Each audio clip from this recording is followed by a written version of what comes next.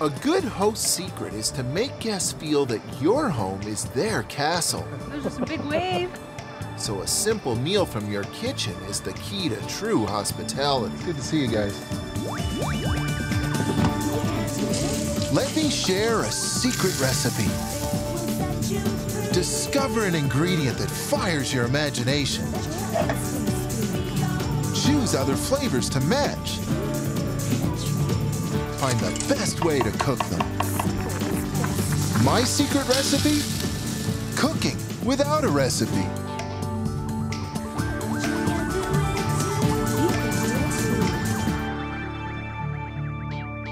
Rachel's family's traveled a long way for a visit this weekend, so our time together is precious. I volunteered to cook brunch, so I want to create a simple, tasty breakfast affair to kickstart our day together.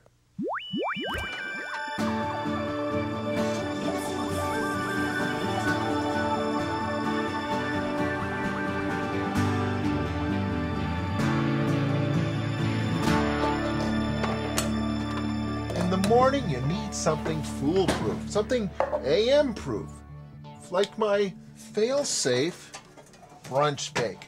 But even though I've made this dish a million times, it still has room for experimentation in it. This dish is a great way to rev your kitchen up in the morning to get your creative juices flowing. All it is bread cubed up and baked off with some eggs, some milk, and whatever else happens to be in the fridge. Sausage. And I always like to put some cheese in it too, aged white cheddar cheese. You know, I used to be a country inn chef for many years, and we had a very busy dining room at night. But every now and then I would cook the breakfast shift just for kicks, and I loved it because the kitchen was always so quiet when I got there. Okay, take a look at how many eggs you have, and then add about the same amount of milk. Should do it. Just whisk that up. Might as well add some salt and pepper to this.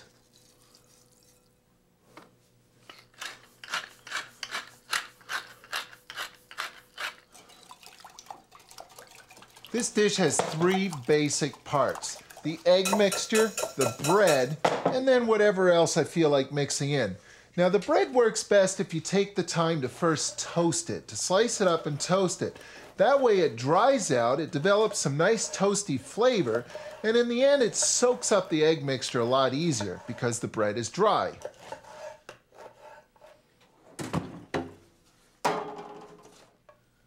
So I'll toast those off at 350 degrees for, about 15 minutes or so until they're nice and brown and have lots of flavor.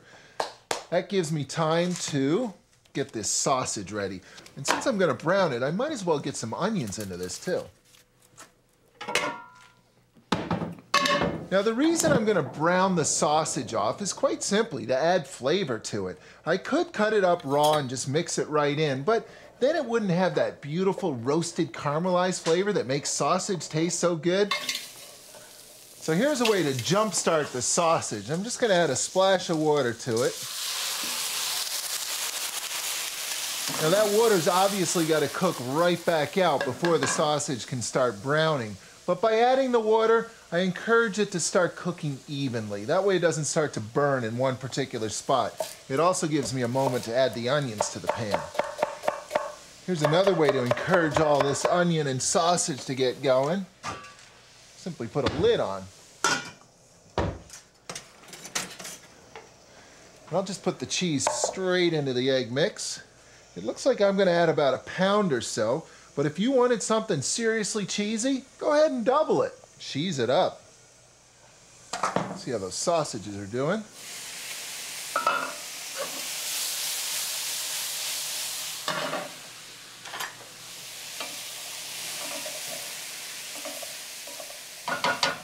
So I'll turn this down to low and let those flavors mellow. You know, I don't make brunch every weekend, but when I do, I always like to add a little flash and flair to it. I mean, hey, brunch is festive, right? So a while back, I saw this picture of this really cool looking smoothie in one of the food magazines, and I thought to myself, you know, I can figure out how they did that. Let me see if I can. But of course, when you're making smoothies, the riper the better for the bananas. Yogurt is such a good way to start your day, and it tastes great. Now I'll just top this up with some OJ. Looks like there's room for some more flavor in there, though. I love the way nutmeg tastes with banana. Some flavors just go together naturally.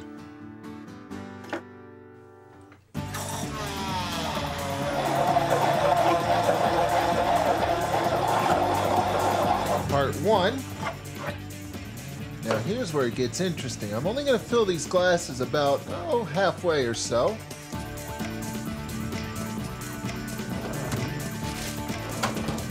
Add some frozen strawberries right to this. Maybe just a touch more orange juice. I really don't care if I nail it exactly the way it was in the magazine. I'm just sort of inspired by what I saw.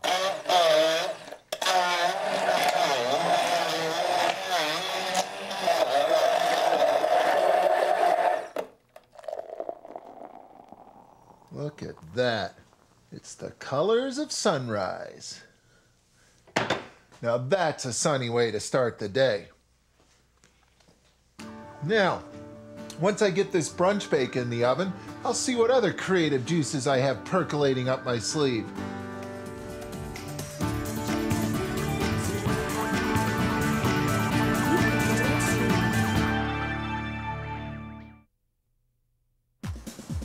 Here we are. Gabe's aunt, his uncle, and his baby cousin are all here for the weekend. We just love getting our families together. I'm banging out brunch so we can all fuel up for a big day at the beach. Hey, my kitchen is always ready to welcome friends with lots of healthy, comfortable flavors. These potatoes are going to get steamed off, and then later, I think I'll make some pancakes out of them. But for now, I'm aching to get my brunch bake bacon. I have the 3 parts to my signature brunch bake prepped and ready to go. Part 1, the egg base. Part 2, toasted bread. And Part 3, the garnish, which today is sausage and onions.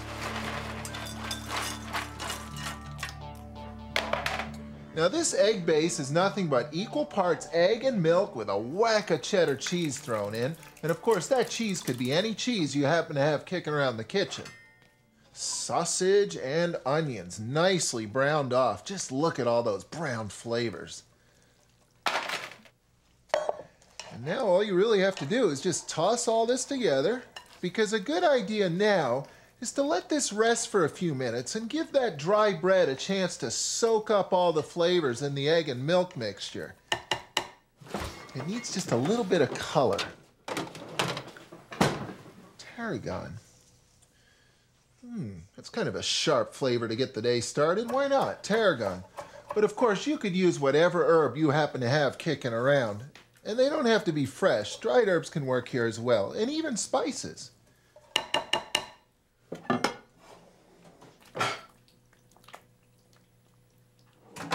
This dish is a great way to get your day started. I mean, it's easy to cook, and it's easy to experiment with too.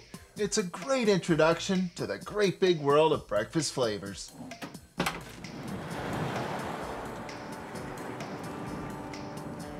Why did the chicken cross the road?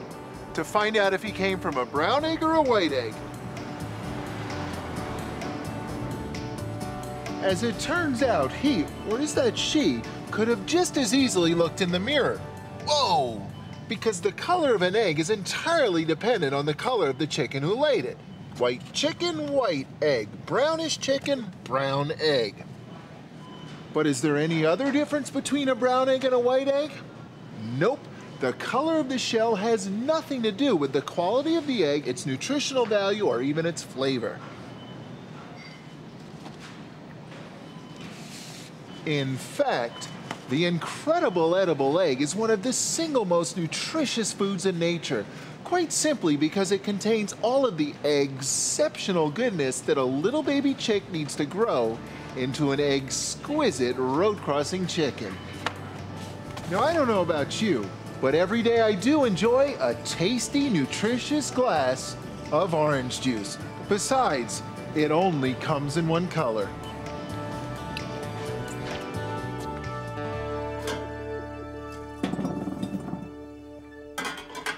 Now, no breakfast is complete without some spuds, so I'm gonna form these potatoes into some nice little cakes, and then I'm gonna brown them off. So bacon is top of the list.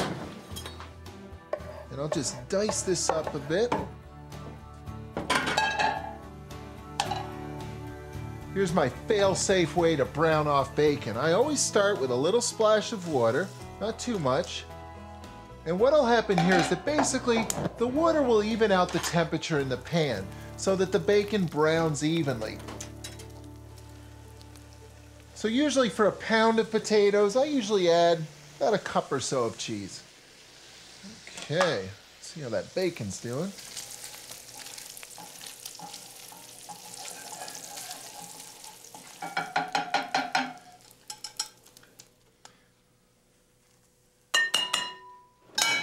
Looks like it needs some color too, some green onions.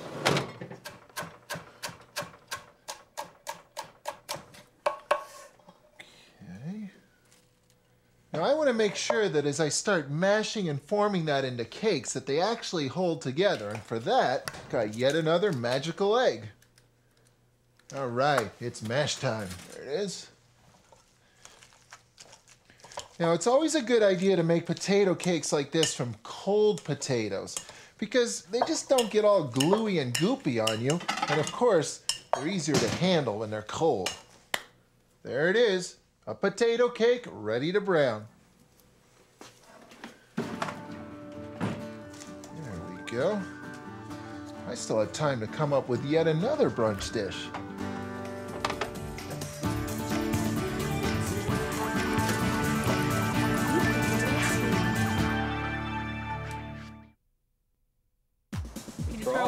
Way to go. The house is jam-packed with family guests this weekend. Gabe's aunt, uncle, and baby cousin are all here. And before we head off to the beach, I'm cooking up a beautiful brunch. I love cooking for guests. It's probably the best way to welcome anyone into your home, too. On the menu today, my simple brunch bake. Simply created from a hearty whole grain loaf of bread, gently baked with eggs, cheddar cheese, sausage, and white onions. I also made some tasty cakes with steamed potatoes, bacon, more cheddar, and green onions. I am the king of French toast. I spent many years as the chef of a great country inn, and the whole time I played around with my breakfast menu. For me, French toast is just the start of a little breakfast improv. You could call it AM culinary calisthenics.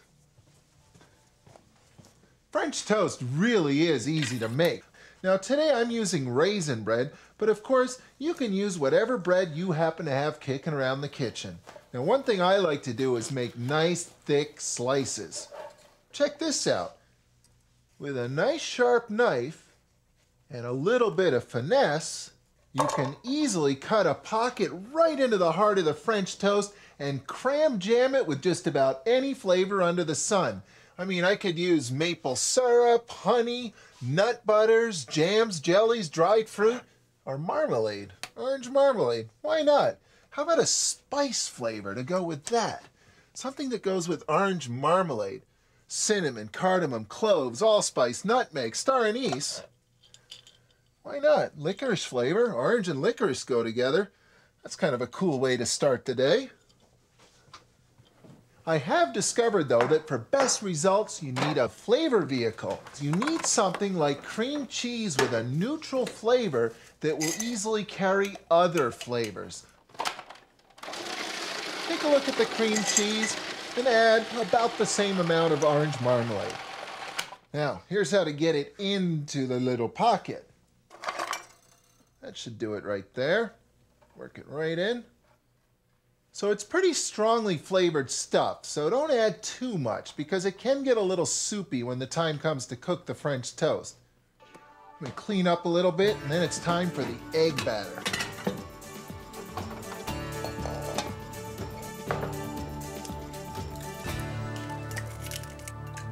Now I usually add about a cup or so of milk for every 4 eggs.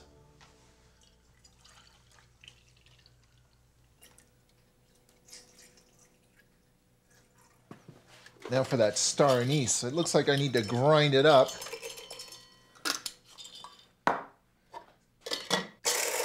Whenever possible, I like to grind my own spices. That way I guarantee the freshest, most intense flavor possible. And there's my egg mixture, ready to go.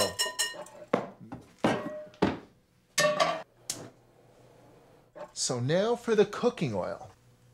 Of course, neutral oils don't have a whole lot of flavor.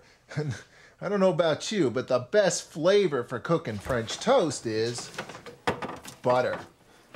But butter burns very easily.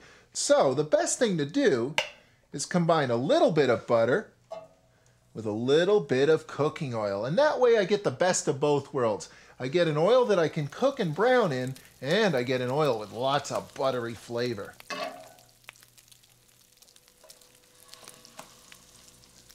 Hear that? That's the sound of French toast crying out for my all-time favorite breakfast sauce.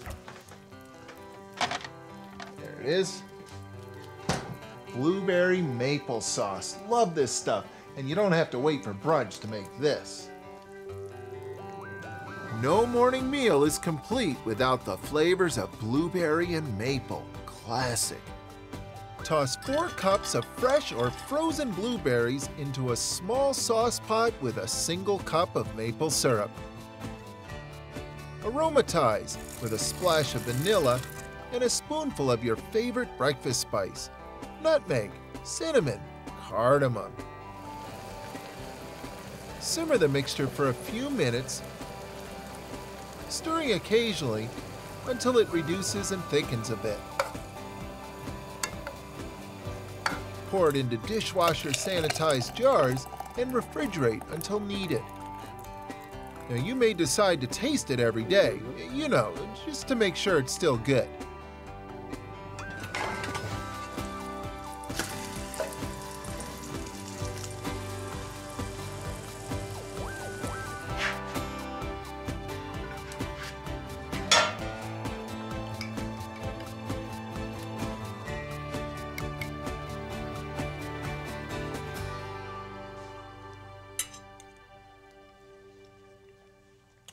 It's still good. Imagine orange marmalade stuffed star anise scented French toast with blueberry maple sauce. But wait, there's more.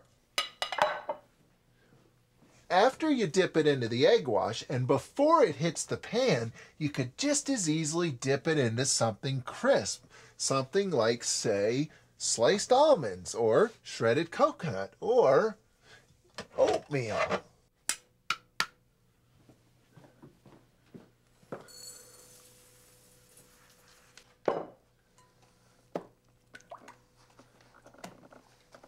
Look at that crispy oatmeal goodness. In it goes. Now we're talking. Oatmeal crusted orange marmalade stuffed star anise scented French toast. Not bad. My brunch bake is looking good. It's time to start browning off those potato pancakes.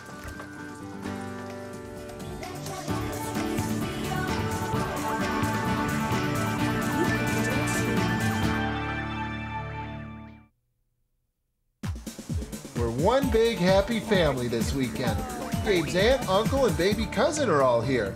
And after brunch, we're all headed for the beach. I just love revving up my kitchen and welcoming guests into my home the best way I know how, by cooking for them. This French toast turned out really nice today. And wait till everybody bites into it and finds that it's stuffed with orange marmalade. And I browned off my potato cakes in that leftover bacon fat because, hey, today I'm running a brunch spot, not a spa.